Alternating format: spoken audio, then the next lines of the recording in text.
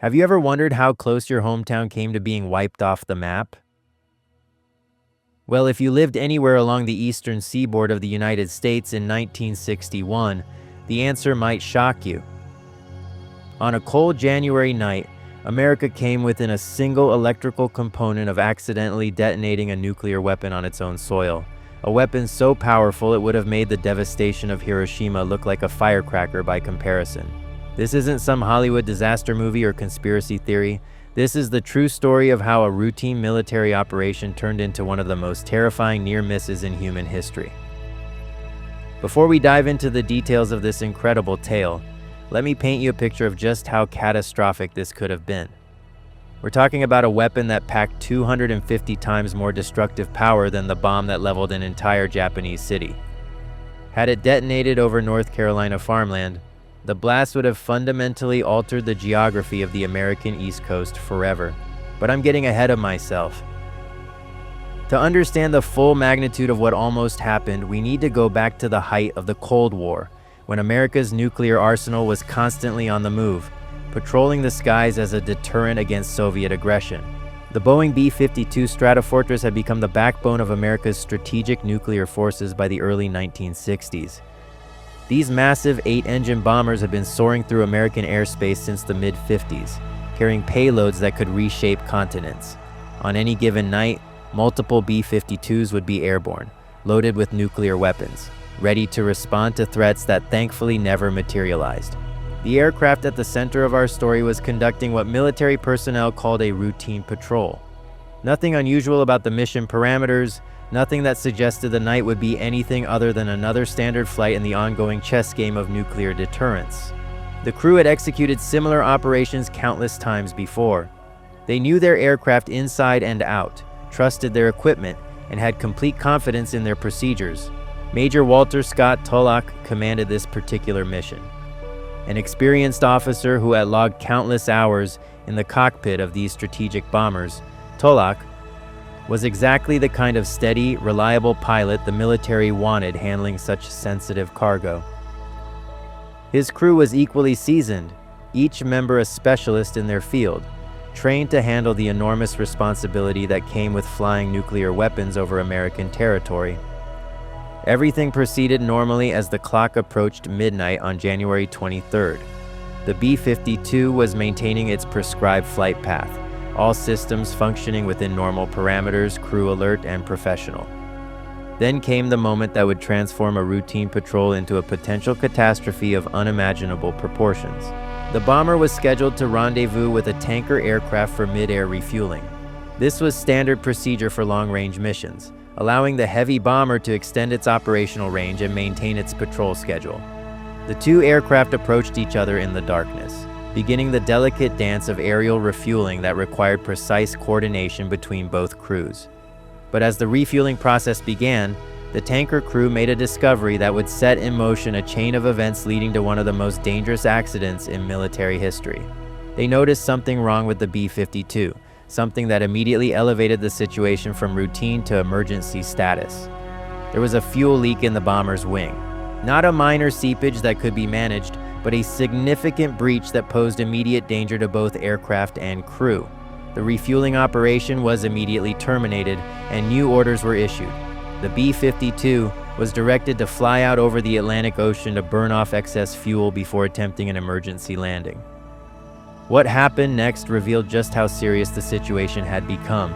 As Major Tulloch guided his aircraft toward the coast, he began reporting fuel loss rates that were far beyond anything anticipated.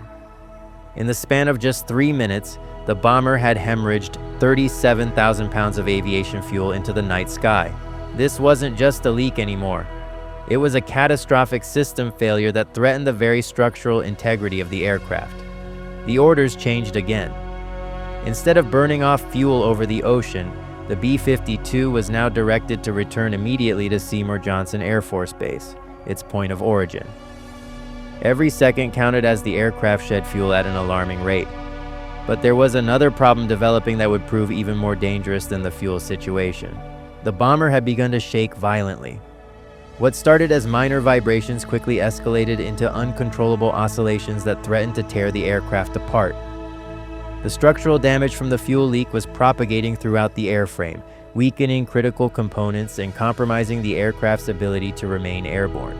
As Major Tulloch attempted to bring his crippled bomber back to base, the situation deteriorated rapidly. The violent shaking intensified as they descended toward their emergency landing approach. The crew fought to maintain control, but the aircraft was literally coming apart around them. Metal fatigue, exacerbated by the fuel leak and subsequent structural damage, was causing the B-52 to disintegrate in midair. In those final moments, as the aircraft bucked and twisted in its death throes, Major Tulloch made the decision that would save most of his crew's lives. With seconds to spare before complete structural failure, he ordered everyone aboard to bail out immediately. The crew scrambled for their parachutes as pieces of the bomber began falling away into the North Carolina darkness below. But this wasn't just any cargo plummeting toward the unsuspecting farmland of Goldsboro County. Aboard that disintegrating aircraft were 2 nuclear weapons, each one representing enough destructive power to fundamentally alter American history. The evacuation order came just moments too late for everyone aboard. 2 crew members perished as the aircraft disintegrated around them, unable to escape the metal coffin that had become their tomb. Another would die during his parachute descent, his chute failing to deploy properly in the chaos of the emergency bailout. But 5 men, including Major Tulloch himself, would survive the ordeal, their parachutes carrying them safely to Earth as their aircraft completed its violent transformation from precision military machine to scattered wreckage. As the crew members drifted down through the cold January air, something else was making its own descent toward the Carolina countryside. One of the nuclear weapons had been torn free from the aircraft during the breakup, and like the surviving crew members, it too was equipped with a parachute. For several terrifying minutes, a device capable of obliterating everything within a 20-mile radius floated gently earthward, its automatic parachute system functioning exactly as designed. The weapon's descent ended when its parachute became entangled in the branches of a tree in a farmer's field near Goldsboro. There it hung, just feet above the ground, swaying gently in the night breeze like some nightmarish Christmas ornament. Meanwhile, the second nuclear device remained with the crashing aircraft, smashing deep into the soft Carolina earth upon impact, buried beneath tons of twisted metal and debris. What happened next would remain classified for decades, hidden from the American public behind walls of military secrecy and national security protocols. The recovery operation that followed revealed details so disturbing that government officials would spend years debating whether the full truth should ever be disclosed. Lieutenant Jack Revell, the bomb disposal expert tasked with securing the weapons, would later describe the moment that sent chills down every spine in the recovery operation. As his team worked to assess the condition of the tree-suspended device, a sergeant made a discovery that transformed their understanding of just how close they had come to catastrophe. The sergeant's voice carried across the field with words that would haunt Revell for the rest of his life. "Lieutenant, we found the arm-safe switch." Revell's initial relief quickly turned to horror as the sergeant continued, "Not great. It's on arm." The investigation that followed painted an even more terrifying picture. 3 of the 4 safety mechanisms on the parachuted bomb had been triggered during the aircraft's violent breakup. Only a single low-voltage switch had prevented the weapon from detonating. One ordinary electrical component, no different from something you might find in a household appliance, had stood between North Carolina and nuclear annihilation. The second weapon told an equally chilling story. Though it had been smashed to pieces on impact, investigators found components buried 20 feet beneath the surface, driven deep into the muddy ground by the force of the crash. When they located the arm-safe switch from this device, they discovered it too had been in the armed position. Both weapons had essentially been primed for detonation when they hit the ground. The multiple fail-safes and redundant safety systems that were supposed to prevent accidental nuclear explosions had failed catastrophically. Only the most basic electrical components had prevented what nuclear weapons expert Parker F. Jones would later describe with characteristic understatement as bad news in spades. The first bomb was eventually removed and made safe, but the second presented a more complex challenge. Groundwater flooding made complete recovery impossible, so engineers removed the nuclear core and buried the radioactive remnants where they lay. The government quietly purchased the land above the burial site to ensure the weapons' remains would never be accidentally disturbed. That radioactive debris still rests beneath North Carolina soil today, a permanent reminder of the night America almost nuked itself. For years, this incident remained one of the military's most closely guarded secrets. The residents of Goldsboro went about their daily lives completely unaware that they had been mere electrical impulses away from experiencing the first accidental nuclear detonation on American soil. It was only through the persistent investigative work of journalists like Eric Schlosser that the full scope of this near disaster finally came to light decades later. The official response included modifications to B-52 design and operational procedures, but these changes proved insufficient. 4 more similar incidents involving nuclear-armed B-52s would occur over the following decade, each one a reminder that the systems designed to keep nuclear weapons safe were far more fallible than anyone wanted to admit.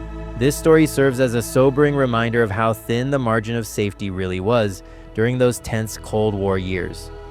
While we often focus on the threat of nuclear warfare between superpowers, the reality is that America came closest to experiencing nuclear devastation not from enemy action, but from the simple mechanical failure of one of its own aircraft. The residents of North Carolina were saved not by sophisticated safety systems or military expertise, but by nothing more than luck and the reliable function of a single simple electrical switch. In the end, the night that could have changed everything passed quietly into history, its true significance hidden for decades behind classified documents and official silence. But the lesson remains clear. Sometimes the difference between ordinary Tuesday night and absolute catastrophe is nothing more than the proper functioning of one small, unremarkable component in a vast and complex system.